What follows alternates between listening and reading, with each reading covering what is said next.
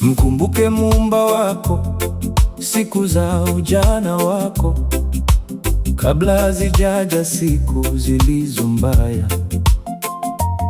wala haijakaribia miaka utakaposema mimi sina furaha katika hiyo.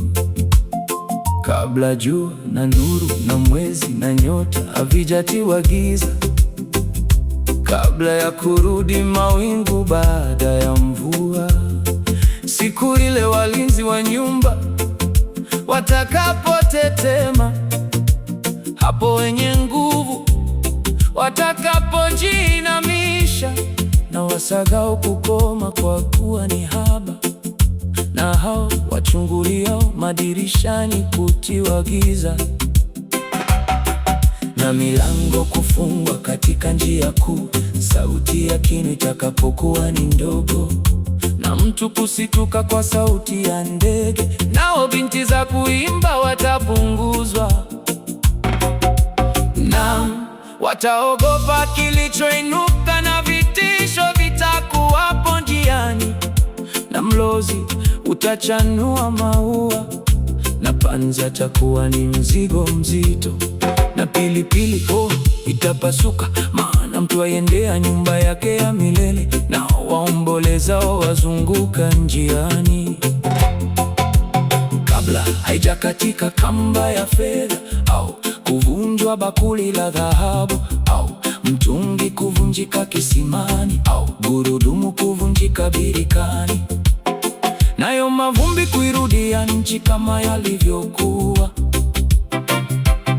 nayo roho kumrudia Mungu aliyeitoa.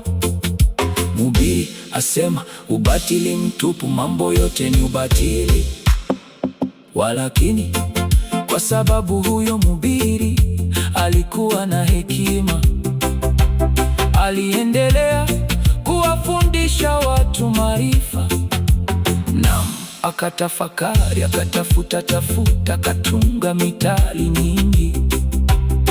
Huyo mhubiri akatafuta ili apate kuona maneno yapendezayo, na yale yaliyoandikwa kwa unyofu, yani maneno ya kweli. Maneno yao wenye hekima huwa mfano wa michoko, na kama misumari iliyogongomewa sana, ndivyo yalivyo maneno yao wale wakuu wa makusanyiko, ambayo yatoka kwa mchungaji mmoja. Tena zaidi ya hayo, mwanangu, kubali maonyo, hakuna mwisho wote wa kutunga vitabu vingi, na kusoma sana uchosha mwili.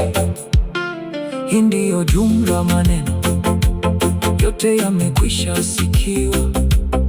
Mche Mungu nawe uzishike amri zake, maana kwa jumla ndiyo impasayo mtu, kwa maana Mungu ataleta hukumuni kila kazi, pamoja na kila neno la siri, likiwa jema au likiwa baya.